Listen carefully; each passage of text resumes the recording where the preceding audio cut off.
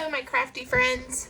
It's Pam with Silver and Sparkles, and I have another fun folio tutorial for you today. It seems like I'm in a let's make a whole bunch of junk journal folio moods, but this one I put on Instagram and Facebook and asked you guys if you would like to see a tutorial showing how I made this one.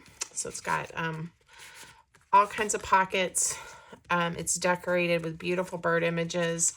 These are pockets here on the sides, these flaps here. And it just folds up nice. It's a little, it get, you know, when you, depending on what all you put in it, it'll get a little bit of thickness to it, but it's still not so big you couldn't put it in a larger journal.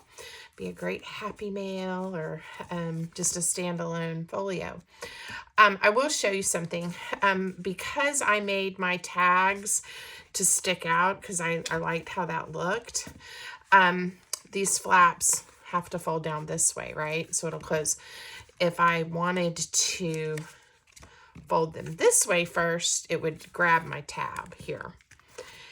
But if depending on how you design yours, or if you don't put the tabs that hang over, this can fold up multiple ways. So we could open it up, flip it up. We could, you know, do even something like that, where you've got it flip in different ways as you're opening it. So I just wanted to point that out. That's a design choice when you're making yours. So I'm going to show you the basic paper fold and see how long that takes. I'm going to see what time it is. Okay. And then we'll do some decorating. I'm going to show you the books that I'm using. This is all with book page, and then a few little tickets and tabs and some handwriting elements that I added to mine for decoration. But I would say 99% of this is vintage book pages. So it's really pretty. Okay. The two books that I'm using for the birds, I'm using the World Atlas of Birds. And, oh my goodness, every time I open it up, I see something else gorgeous that I want to make something with. These I checked. I got this one at the yard sale when I got all those books, but I saw these, I just looked online, Etsy, thrift book, not Etsy, I apologize, eBay, thrift book, some other places like that have them anywhere from like $4 or $5. Some places, you know, have them listed at like 12 to 18, you know, whatever.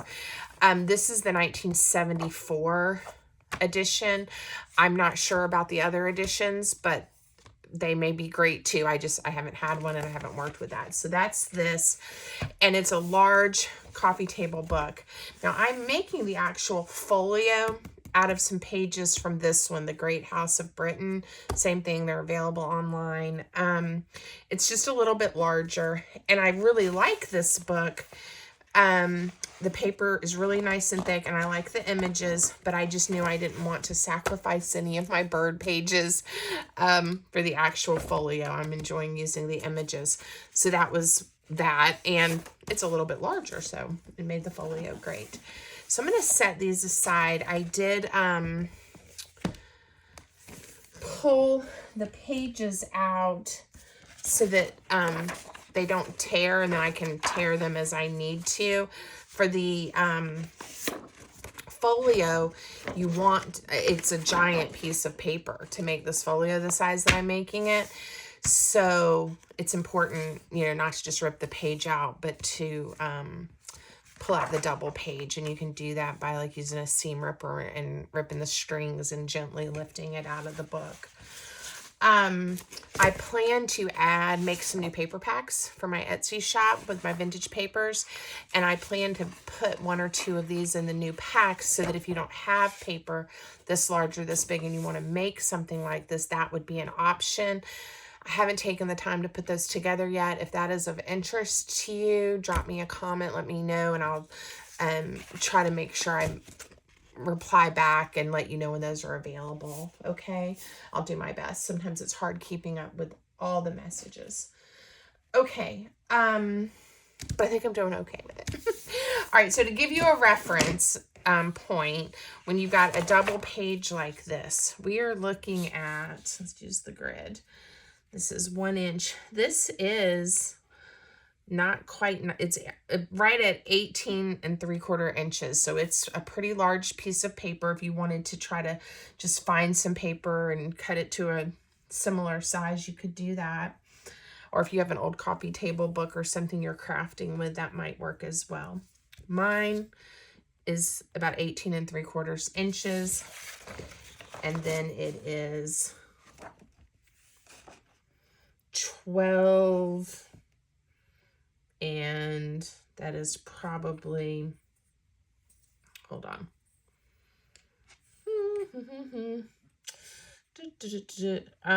12 and 1, 2, 3/8, 12 3/8, not quite 12 1/2.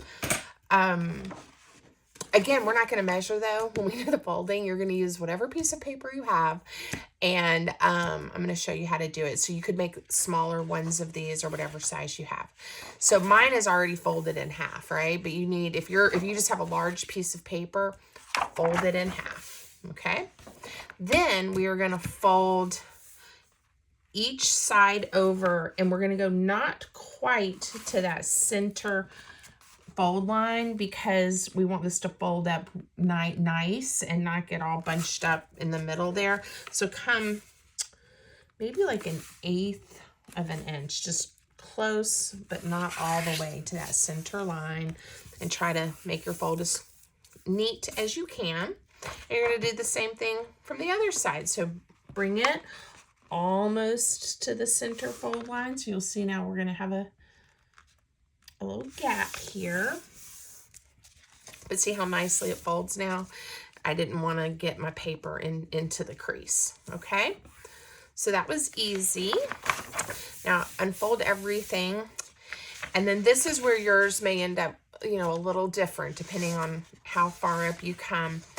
But I'm gonna go a little more than 1/3, and I promise you I am just eyeballing it.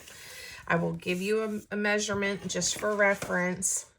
4 1/2 inches, okay? I came up 4 1/2 inches and folded. And then this one, I don't want it to be the exact same. I want it to just cover it partially. So again, bring it down. I left a little bit of a gap there. This top flap ended up being almost 3 1/2 inches. Okay, so those are your folds. Now we're gonna have to cut some portions out, and we're gonna be really careful. And I'm gonna show you how to do that to make this fold up nice and neat. There's only 2 sections where you're going to cut out completely, and that is this section and this section, and then you'll have those you can make tags or craft with. I did that with a pencil just for the video purpose, but I can layer over that or erase those X's if I want to use it. Now, I know it's going to be a little hard for you guys to see me on the video, but I am going to cut out this box, and what you want to do, or this square, is cut out the crease lines. So you're actually cutting out a little bit larger portion. So let me try to show you. The crease line is right here. I hope y'all can see this. And we are gonna go with my paper, when I'm holding the paper this way, I'm gonna go to the right of that crease line. And so I'm literally just cutting it out. And that's gonna make everything fold up much easier later. So again, my crease line is here with my paper held this way. I'm going to the left of it, and I'm chomping it out. Okay, and that leaves you a piece, and the crease line, the crease folds are left on this piece, not on our big folio. Okay, we're gonna do the same thing here. So I'm going to the left of the crease line when I'm holding my paper that way.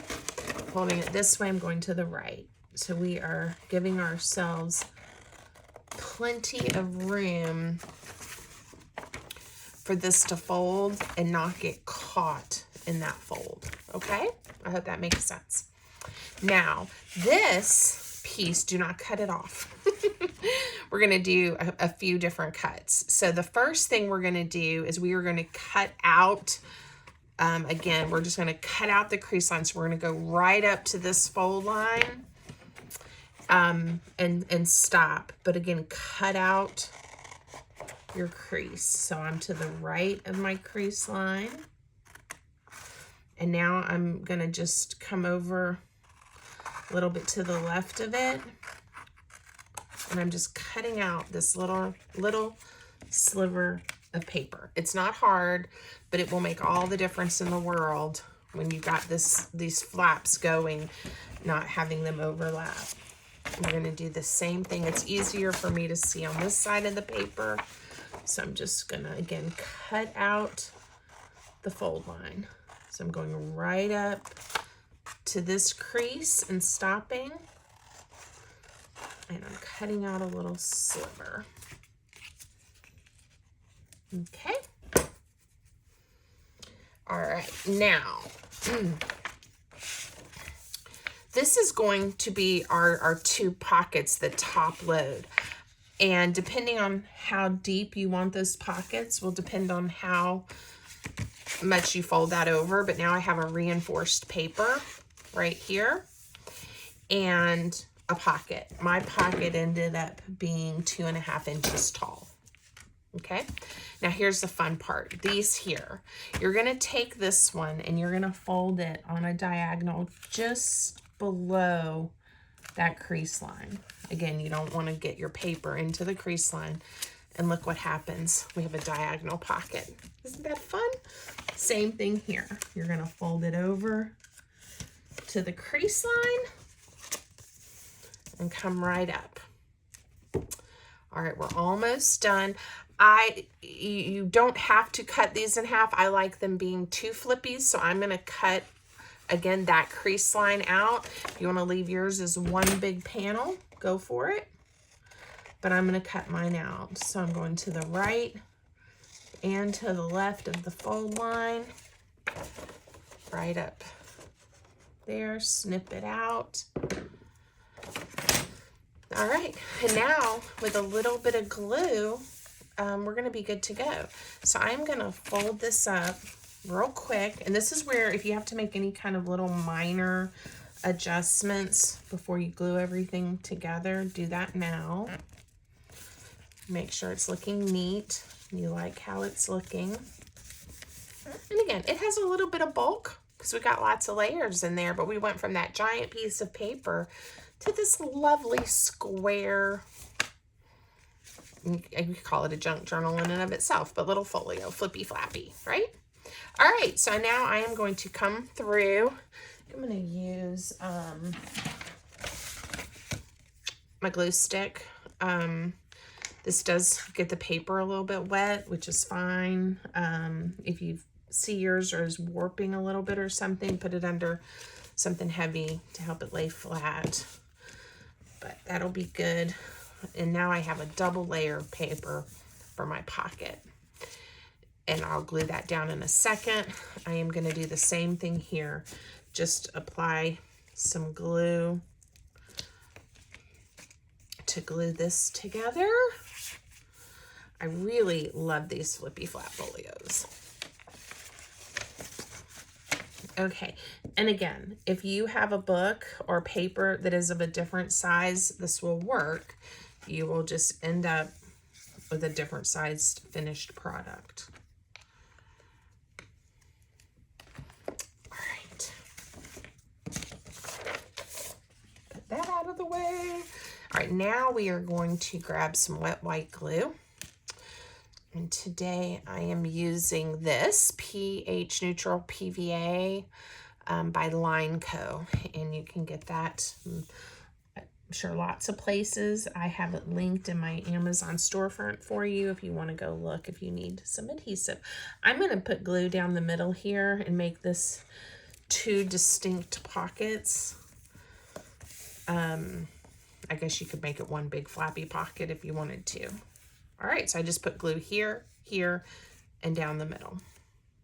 Now we have two pockets.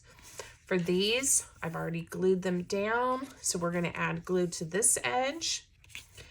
And that's going to turn it into a pocket. I am going to also, just for the heck of it, put glue right here. I don't think it's necessary, but just to make sure it doesn't gap too much. I don't think it would. Okay, so the outside edge, fold it up. And now, wonderful people, we have 1, 2, 3, 4 pockets. And whatever else we decide to do is up to us. So my prototype, I had a pocket here and here, and I want you to notice I did fold down further. There, I ended up with the same width, but just kind of how I folded my pockets, I probably came up not as high here, and that's okay.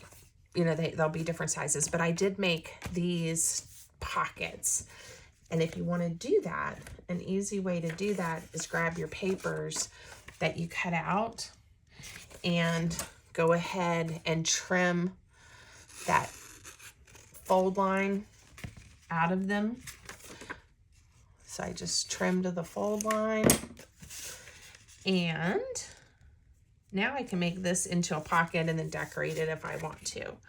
You could also use any other kind of paper or decorative paper if you think that would work better. I'm going to trim it just a little bit smaller, make it a little easier to go on there. And I tossed the other piece. Here it is. Use my paper trimmer, and I'm going to turn these in to some side load pockets. And then, and again, depending on what I put in them, and if anything hangs out, will depend on, it might impact how this can fold up. I also am going to use one of my circle punches to create some notches, and I want them to be the same. There'll be a notch here and a notch here. So I'm going to turn this like this, and I'm going to punch them together because I'm just going to eyeball the center. Again, for me, that's close enough. Ooh. There. Okay. I haven't inked or anything, but we'll just go ahead and glue them down. Again, simple pocket. That would have been kind of fun to leave that on the outside, but I know I'm going to cover this one up with all kinds of birds, so I'm not going to worry about it. Put glue on 3 sides and leave the notched end open. All right, so the other thing I thought I'm going to do, again, I'm so excited about that bird book that I have, but I think I have some new floral books too, and I think doing one, you know, with flowers would be really pretty as well. You could decorate these with things from a magazine, scrapbook paper, digital papers, anything like that. But I'm going to stay with my vintage bird book for today. So everything, I'm liking how it's opening and closing. And now it's just layering it. So I've got lots of videos on how to, you know, decorate folders and use book pages. So we'll see how far we get. We're already, I think we're only about maybe 25-30 minutes in. So we'll pick a few images. And then I also used these to make journaling cards. And I just think it all coordinated so pretty. All right, I am going to use my ruler to paper tear this. And you can tell how nice and sturdy the paper is. I want to use some of these images. And it's almost the right width this way if I just cut it, and then we'd have a little bit of a border around. So I think I'm going to do that, kind of maximize my use of this really pretty paper too, which will make me happy. I'm just eyeballing to, hopefully that's close to straight. I could line it up on the grid paper and be more precise, but all right, I don't want to chop off this baby bird's, it's not a baby, this little bird's beak. So I'm not gonna worry. I'll show you what I'm gonna do. That these are a little, this one's now larger, but that fits in there nicely. This one fits in here right beside it. And you know what? I'm just gonna take that piece, and I think I did that on the original. I kind of made the image look the way I wanted it to, and then just patched that on there. And I think it looks great. And then later I went back through just with bits and bobs and, you know, put some numbers or some words or some tags. And you certainly, you know, can do in any or all or none of the above. And I think it would look great.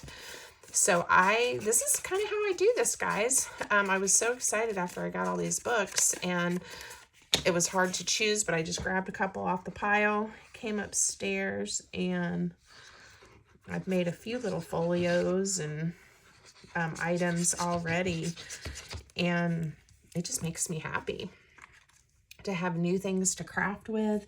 And I also love rescuing books that most likely have just been sitting somewhere for a long time without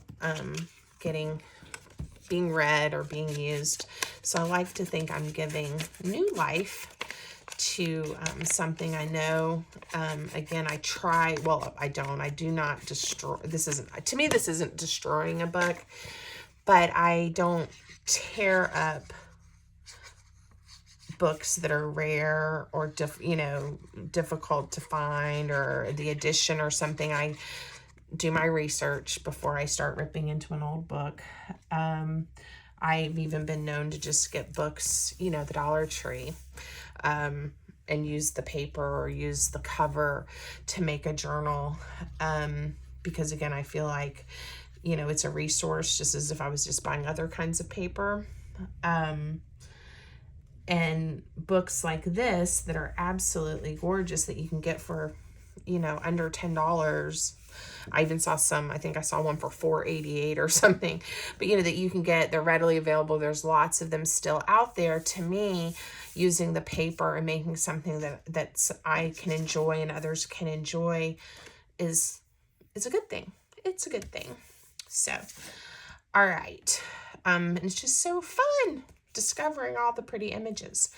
I'm going to decide what I want to do to decorate those in a minute. That's really lovely. I think I'm going to use a portion of this even for the front of this journal. I'm really liking the yellows and the greens. This one will just look a little different. So again, I'm just using my folio to help me see the width that I need to tear the paper. There's a little bit of a white strip here, but that's okay. I do want the little head of, what is that, guys? I don't know. It's some kind of little animal. And there's another one. Maybe it is some kind of bird, but I'm not sure. All right, I kind of don't want to cut their heads off, so we'll lose some of the trim here, and we'll come down to about right there. When I am crafting with birds or animals or people, I try not to have too many headless things. If I end up with that, I'll punch another one out and put the circle over the part that or the body of the one that lost its head. I do try to pay attention, because nobody wants to have such a pretty thing in their life and then see a decapitated bird. That would be bad. Okay. So I'll take a minute here and remind you, if you haven't subscribed, please do so. It really helps small businesses and creators like myself. Give me a thumbs up, leave me a comment. All of those are things that you can do to help support my crafty business, and I appreciate you guys. You're the best. I think I'm going to do a community post that's here on YouTube, where you know, it's not a video, you just post things. And I've done a few of those, and you guys have been great chatting back with me. But I think I'm going to do you can do polls. And I think I'm going to do one and ask you guys a question about doing a giveaway. I haven't done one in a long time. They're actually quite a bit of work, and I love doing them, and everyone is always so gracious and seems to enjoy it. But if I get one together, it's gonna have to wait a few weeks at least until my shop opens and I get through my daughter's graduation. But what you guys would like to see? Would you like it to be, you know, a folio? Would you like it to be a journal? Would you like it to be a ephemera pack? Something like that I've made, handmade by me, that I can do as a giveaway to thank you guys for watching my videos and supporting me on this journey. So stay tuned and look for that as well, because that will be coming. Okay, I like that. I'm sure I'm going to add something to it as I go, but I'm enjoying these colors. I think for these two panels, I'm going to pick just a bird, perhaps, or something to cut out, kind of fussy cut. Ooh, look at these. They're puffins. We were just at the St. Louis Zoo. I had a little mini vacation with my son, my husband and I, with my son and his girlfriend, and we were there, and I love the puffins. So this will be fun. There's an ancient murrelet and then a tuft puffin, and I don't know how to say that one, a rhinoceros aculet. Okay. So the other thing with this paper, sometimes it's wonderful like this, like if the images are on one side, it's just text on the other. Sometimes, unfortunately, it's images on both sides, and then I have to make a decision, which sometimes is hard because these are such beautiful images. All right, to make it a little easier to work with, I cut it smaller. All right, I'm gonna cut this puffin out because I definitely want to put it on one of these flaps. And I think I'll still be able to use this bird as well. So the puffins, like at the zoo anyway, somebody probably knows a lot more about birds than I do, are usually housed with the penguins. And it's fun. And I remember way back when my now 25-year-old son was just a few years old and we lived in St. Louis, when the St. Louis Zoo, I don't know if it was brand new, I can't remember if they just updated it, but they got a new penguin. There was a penguin exhibit and it had the puffins, and it was like a big to-do to have the puffins. And so this is kind of exciting. All right. So I'll decide which to put it on once I cut out this other one, and we'll decide. They're both going to be kind of looking the same way. So I'm going to kind of cut out the rock, and I can always trim more of this rock off after I get my murrelet, I think is how you say it. And I think we'll label these. I'll cut out their the word, you know, the captions for the images, and we'll glue them to the pocket as well. That'll be kind of a nice touch. So I actually like to fussy cut. I know a lot of people say I don't like fussy cutting. My hands, now that I've got some pre-carpal tunnel stuff going on, sometimes don't like it when I choose to fussy cut, but I do enjoy it. There's something just very satisfying to me about it. I think I'm going to do them that way. But I do use my Cricut a lot for digitals to help me, so I don't kind of overdo it. But obviously with a book like this, I'm going to spend some time cutting out, cutting some things out. All right. So I think if I want that, it's going to have to go there because that's where it fits. And then let me get the puffin. puffins, it looks like, end up being 15 inches. So that's only a little more than a foot tall. They are little. I remember watching them swim and jump in the water. It was a lot of fun. Okay, same thing. So I'm going to just do them like that. I'm not going to spend a lot of time inking. If I wasn't on camera, I would spend more time. Sometimes, guys, when I'm crafting like this, I look up at my phone. I know you can't see my face or my head, but I look up as if you guys are right there with me and I'm talking to you. And I catch myself doing it, and a lot of times you'll hear me giggle. And a lot of times it's because I am laughing in a good way at myself. I feel like I spend a lot of time talking to myself because I do love making tutorials and craft videos for you guys. So I guess it's a good thing I don't mind jabbering to myself. Sometimes my husband will come upstairs and he's like, "Who are you talking to?" And I'm like, "I'm just making a video." I'm talking to myself. Occasionally I'll be on the phone talking to a friend or someone in my family. But most of the time, I'm talking to you guys. All right. I'm going to put him down. Isn't he pretty? So again, depending on which images and what kind of books and papers or magazines that you have, yours is going to look completely different. And that, again, in my opinion, is one of the most beautiful things about this type of crafting, is there is space for all of it.